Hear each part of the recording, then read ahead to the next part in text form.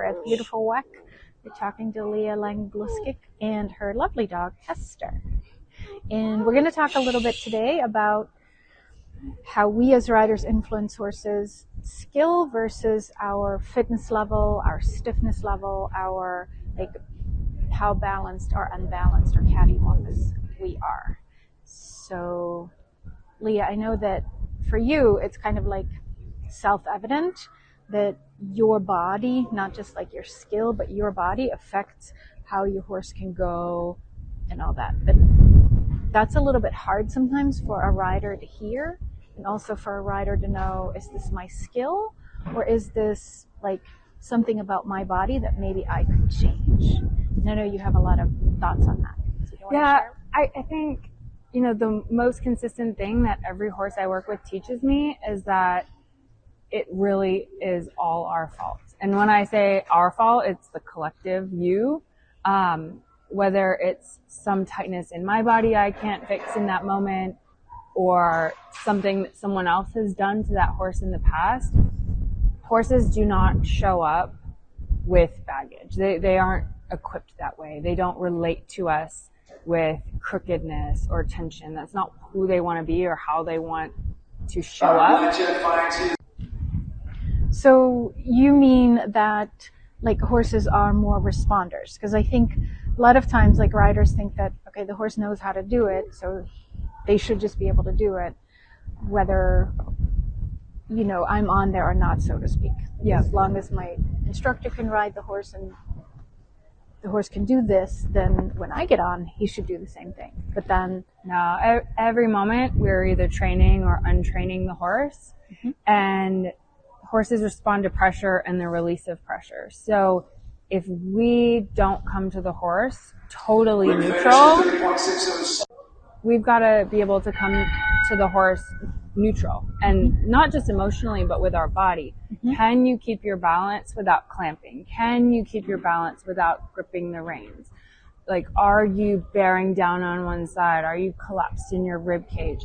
All of that negative tension in our muscles and our body, the horse reads and has to compensate for. Mm-hmm. So if they're trying to travel straight and you have negative tension that they're compensating for, then you're then trying to correct that crookedness that you've created. You're just putting pressure on pressure on pressure, versus 99% of the time I see horses with straightness issues who just need the rider to take the aids off and be able to ride with that neutrality and not giving the horse unintentional information.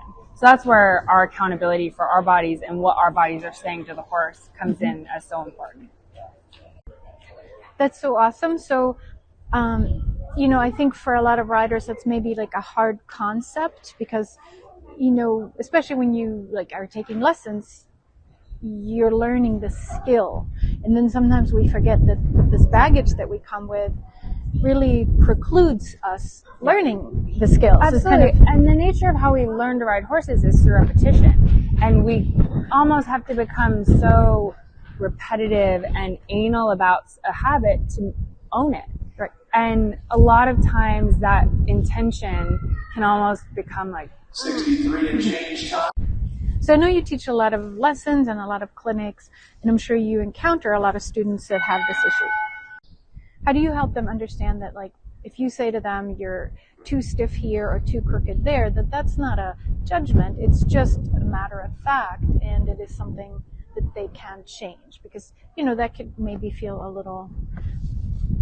Well, I think the important thing to remember is we're all chipping away at this every single day. There's no rider out there who isn't working at being elastic, being supple and strong and communicative all at the same time. It's just varying levels of degree.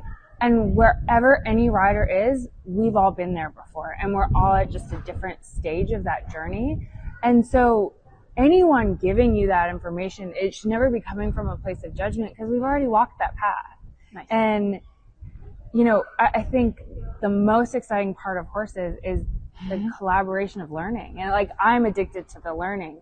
And I think when you frame it that way as something exciting and a journey and a process, people are very open to it, because we all just want to do best by our horse. Yeah, we all want to do the best by our horses. Yeah. So I know that you do a lot of working out and you have body workers and all that stuff. Because, sometimes people go to like a biomechanics clinic and then they make all these corrections in the saddle. But like I always use the example of, if you watch a murder mystery and they know that the murderer is left-handed, they throw a ball and whoever catches it with the left hand is the murderer, right? Because our body always defaults to what it's familiar with. Yep. So,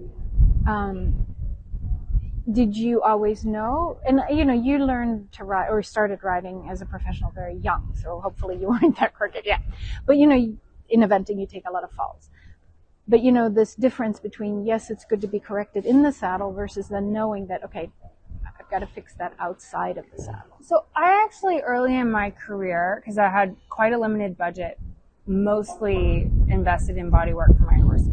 Okay. And then my mom really peer pressured me, or not peer pressured, she mother-daughter pressured me into trying hot yoga. And that was one of the most transformative things I've ever done in my life. And I'll never forget the first time I did bow pulling pose, where you lay on your belly, you grab your feet from the back, and you pull up. One of my feet was so much higher than the other, and my brain thought they were even.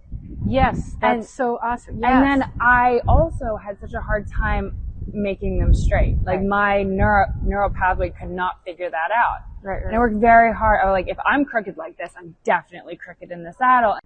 That's such an amazing insight, because I really, that's at the crux of why we have a hard time changing, because our brain tells us we're fine. Well, that really opened my mind to, okay, I have a lot of work that I need to do.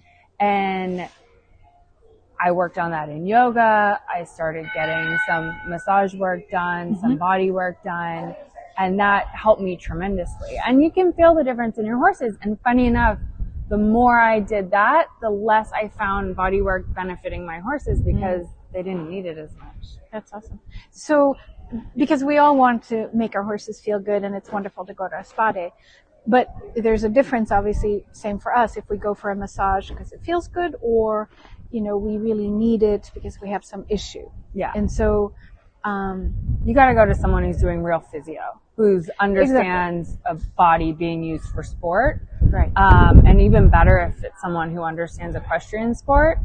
And I know that's not available everywhere, but the progress in massage therapy all across this country has gone like through the roof in the last few years. So you can find someone in your area. It might take a little trial and error, but you can.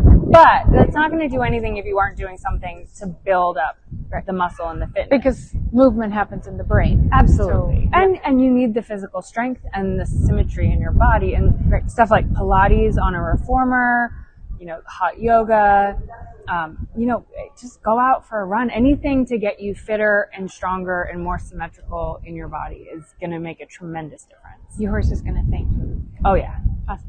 And so what do you say to your clients or people that come and ride with you in a clinic to motivate them and to, put them on that path, in a kind way? He's going to talk again. 64-2-4. So I think something that we should all be really open about is no one's more motivated than you. Motivation isn't this magical thing that is bestowed upon some people and not others. Yeah. I don't want to wake up at 6:30 and go to Pilates ever. But it's the ability to just get up and say I'm going to do this because it's better for me. It's better for my horse, and just get in the door, get moving, get doing it. And then if you can stick with it for a few weeks, it does start to feel really good, for your body, for your horse, and you start noticing the difference, and that's where it gets addicting, and that's where the motivation grows. But if we're all standing on a baseline of not being in the practice of working out or doing strength training or Pilates or anything, none of us have more motivation than the other. Right. If you're waiting for this motivation to come down and sprinkle motivation fairy dust on you, awesome. It's never going to happen. It's awful. It's hard. Give up that idea of it being something that some people just are oh, I love this. And you'll be one step closer. I love that because I think, people look at you and they're like, oh, she must just like love to work out because obviously you're super fit and you talk about it a lot. But I think that's really helpful for people to know. No, it's awful. It's terrible. It's not fun. But once I get to Pilates and I start doing it, like I never don't enjoy. So, having a strong why is important in the days that you don't want to go, maybe. Yeah, and I think too the part that we need to think about is it's all relative. I think it's important to remember that's all relative to what we're going to ask of the horse. If you just want to go out, walk, trot, canter on a loose rein, be unfit. Don't show up like as an athlete. You want to up the ante a little bit, you've got to up the ante on everything for the horse, right? The farrier needs to be a little better. Right. The nutrition needs to be a little better. The saddle needs to be a little better. Your body needs to be a little better. If you want to be an elite athlete, you have to have the best of the best across that board. And so I think if we look at it as a system in that regard of, okay, this is what I'm asking of the horse. This is where a horse's baseline, right? Or this is what I'm asking. This is what I'm asking. Then you have to bring the horse's system up to that level. But I think if, when it comes to how we show up for our horses as an athlete, if we don't treat it as judgment, but we treat it as a system that's a function of what we want to ask of the horse, and you calibrate it to that.